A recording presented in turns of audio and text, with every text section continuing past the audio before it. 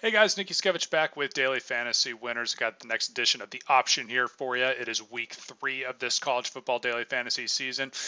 We've got a little bit of a smaller slate here for the main slate on DraftKings. Kudos to DraftKings for not picking any of the high probable games for the Hurricane. That was really good. Like West Virginia, NC State definitely would have been like one of the better games for this weekend and kind of an easy one to choose from. But they didn't include that, and that game's been canceled as a lot of the others have been canceled, postponed, or moved up and things like that. So kudos to DraftKings for that, for doing that, for their scheduling here. And so, anyways, let's just get right on into here to the main slate. We've got Kyler Murray here as the top projected guy here, most expensive guy, and he is easily the top projected guy for me. Trace McSorley is up there as well, but Kyler Murray is definitely still number one. Oklahoma is projected for 41.5 points here, as you can see. Obviously, I know we didn't get the upside of Kyler Murray in week 1, but we certainly got in week 2, as you guys saw. Had a big week throwing the ball and running the ball, actually probably more so than the passing. Threw for 3 touchdowns, ran for an additional 2 touchdowns as well. So we got obviously quite a bit of fantasy points with that, 12 passing and of course 12 rushing. And then we got 306 yards through the air with the bonus, and then we got 69 yards on the ground. So as you can see, Kyler Murray, he's going to run it about 10 times a game or so, usually, unless it's like a massive blowout, then maybe not quite as much. And if he plays the whole game, but usually he's going to get about 10 rushes a game. It's pretty nice, and he's got really good upside there.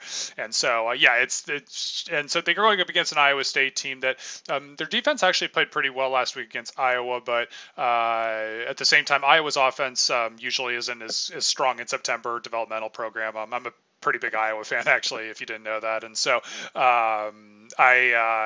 Oklahoma's offense definitely this time of year, and almost always their offense is at another level in comparison to Iowa's, obviously. And so so 41.5 points for Oklahoma at Iowa State. That makes perfect sense to me. And so great upside with Kyler Murray, and we don't have to worry about it as much for a blowout, and him only playing like a half of football like he did against FAU, but it's possible, but not as likely. As far as the value play here, it's definitely Taquan Marshall for Georgia Tech. So if you watch Georgia Tech, South Florida, Carvonta Benson went down with an injury. They're starting running back. He's done for the year now. But also Taquan Marshall actually got injured in the game as well. He played the first half, went out for the entire third quarter, and then I believe he came back early fourth quarter. So he didn't get to play the whole game. But both quarterbacks, when they both played, did extremely well against South Florida, and the two actually combined for 56 fantasy points. So the fact that Taquan Marshall is only 7,800 right here, and obviously you're not going to expect a quarterback that Taquan Marshall get 56 fantasy points every week or anything like that, but it is the triple option, and the quarterback keeps it a lot, it seems like, in this triple option right now, because they don't have like a Jonathan Dwyer, maybe like elite running back that they've kind of had in their years past, or a very strong running back, if you will. I don't know if that's into it, or maybe Georgia Tech's running a little bit hot with the quarterback touchdowns, but looking at the rushing statistics, the quarterback keeps it a lot in this triple option attack that Georgia Tech runs.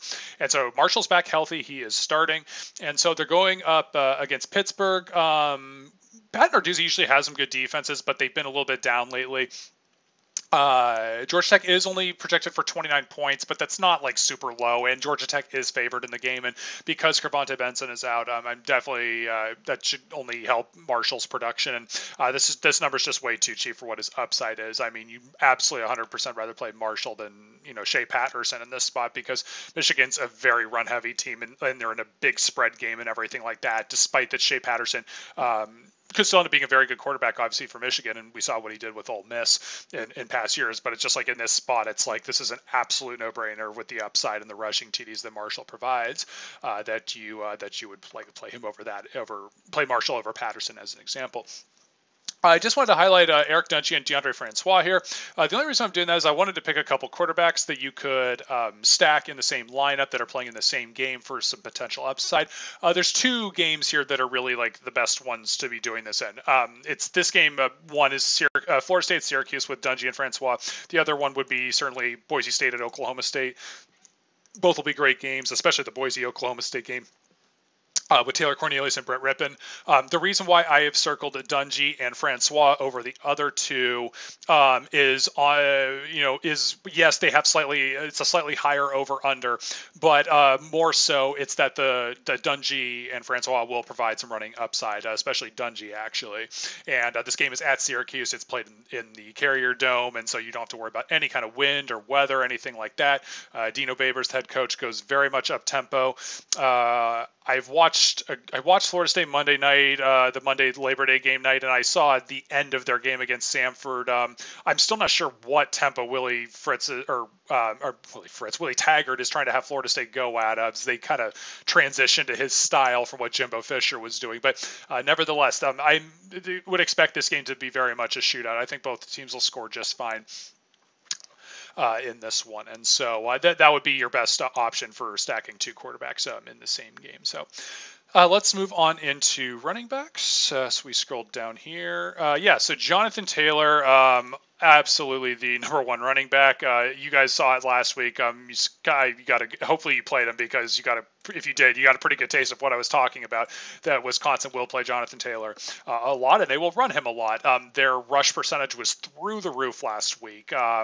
I don't recall the exact number, but it was like 75-80%. I think it was way up there for how much they ran it. But Taylor, 33 rushes for 253, a career high for him, and he had 3 touchdowns. And then he actually probably should have had 4 because he ran it down, got stopped just on the goal line, and it was the end of the third quarter, and then they came back at the beginning of the fourth quarter, and then they gave it to the fullback, and he got vultured on one of them. And so his 45.3 fantasy point outing obviously could have been even a little bit sweeter. So.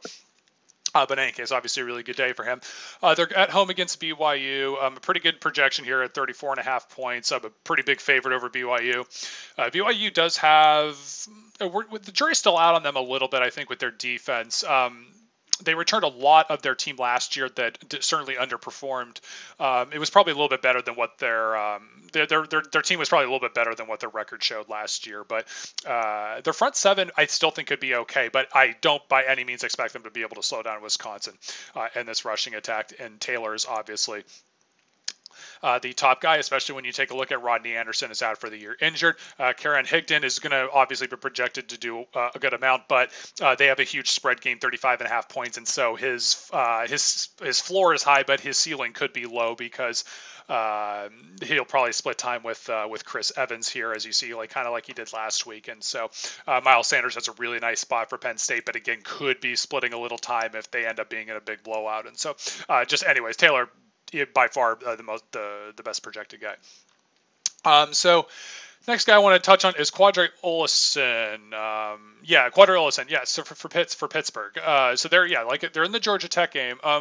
Olison was not supposed to be the starting running back this year, and he started the year not the number one guy, but he was clearly the number one guy last week against Penn State, and he is number one on the depth chart now. For Penn State. And so obviously that is a really good sign. I don't know, maybe just DraftKings didn't adjust his price well enough. Olison last week, he had 21 touches for $119, had a touchdown, caught a couple balls as well. And so at 4,700, you're getting a main running back in what's supposed to be a close game against Georgia Tech. Obviously, a very nice spot. The only negative thing I can really say about Olison, or Olison, I might be actually pronouncing that wrong. Either way, the only thing negative I can say about him is that usually when you go up against triple option teams, they're extremely run heavy, and they usually don't snap the ball quickly at all. And the bottom line is you don't get to run as many plays going against triple option teams, and so that's why Pittsburgh's total or their point projection is only 25.5, and so that is on the lower end. And so maybe that's playing into this price at 4,700 a little bit, which does make sense. But you're getting pretty much a bell cow here against what I actually think is probably an average rush defense for Georgia Tech. So it still has some decent upside there for you. If for whatever reason you don't think Ollison is like guaranteed to be the bell cow, and you're like worried that they could be splitting time, and you're wanting a different value play at running back. Jordan Mason would be the guy I would recommend for Georgia Tech. He is the guy that's going to be the number one running back now that is replacing Kervontae Benson for Georgia Tech in that triple option attack. And so this price is too cheap given his expected increase in workload. And so he was when Benson got hurt last week, he was the guy that pretty much got a vast majority of the carries in the running back spot. So that's good for running back. And we'll scroll on down here to wide receiver here and get this wrapped up. So top projected wide receiver is, whoops, was too far. There we go. Is Marquise Brown. I know I've been mentioning him a lot lately. He's just really dang good, and definitely the guy I'd be pairing with Kyler Murray. CeeDee Lamb certainly had been on the radar and everything like that, but given his outburst last week, his price has now jumped up, and CeeDee Lamb did deserve to be more expensive last week, but I think this is a little bit too close together now. It's 7,600 to 6,700. So Marquise Brown, pretty nice spot there, I think, and being the top projected guy. I know the Hawaii guys and John Ursa and Cedric Bird have been killing it for Hawaii, and really just the whole Hawaii offense has been absolutely fantastic. But I do have Hawaii, as you see with Hawaii, they're only projected for 27.75 points this week according to the point spread. And the thing you got to factor in with Hawaii here is that they've played some pretty bad defenses so far. Navy's defense was the best one they've seen so far, but even so, like Navy's defense may not be that good. It's very possible. Army's defense will be the best defense they've seen to this point. But the bigger thing here also is you should factor in is that this game is being played at noon Eastern.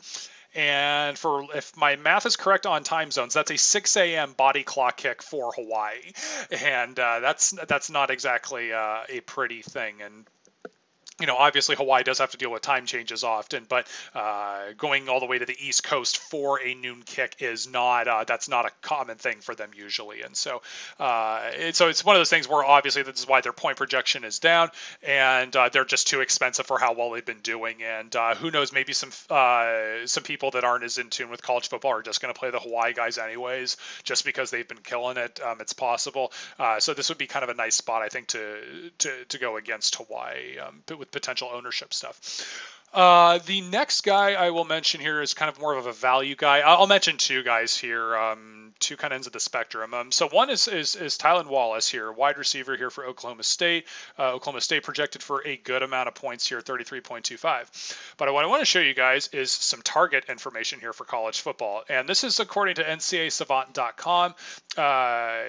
They track like all the target information. They also have red zone targets and some other things and like that.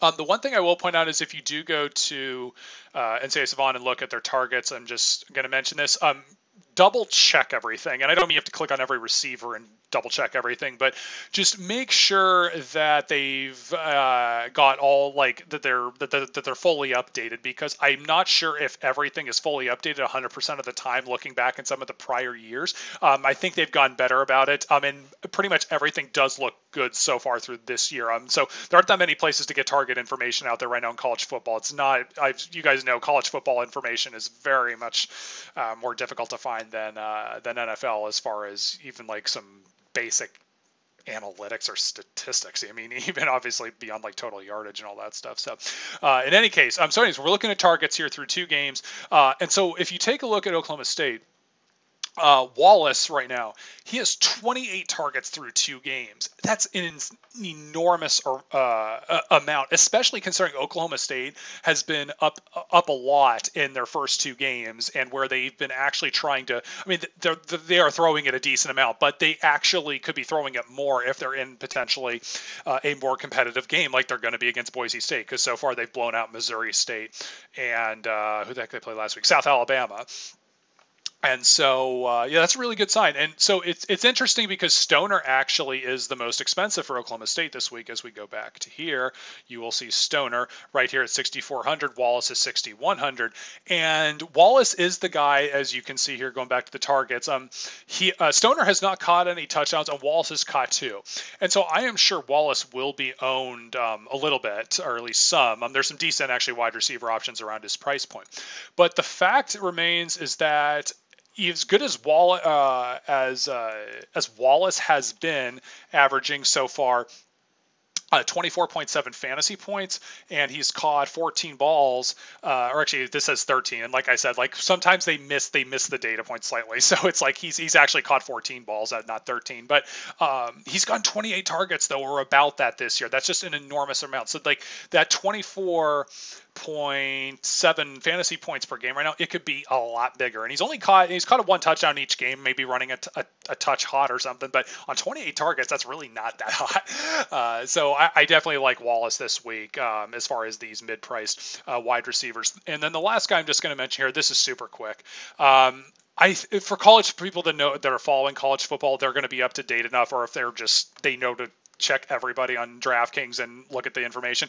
Danny Davis is min salary here for Wisconsin. He was suspended the first 2 games. He was a really good. Well, Wisconsin wide receivers usually aren't like stars just because they're such a run-heavy team.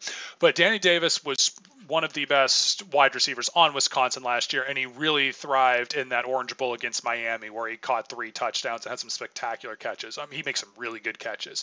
And so, Wisconsin's going to be really run-heavy in this game against BYU and everything like that. But if you're looking for somebody that's dirt cheap and you know who's going to start, he's going to play, and at least get you a few balls, and is actually like a pretty good receiver, Danny Davis would be your guy for that. And so definitely the option to go to, and easily the best cheap option. So anyways, that is it for this week. Best of luck with your lineups. I'm at Nick Yuskevich on Twitter, Daily Fantasy Winners on Twitter, at DFantasyWinners. And thanks again, as always, for the YouTube subscriptions. All right, good luck, everybody.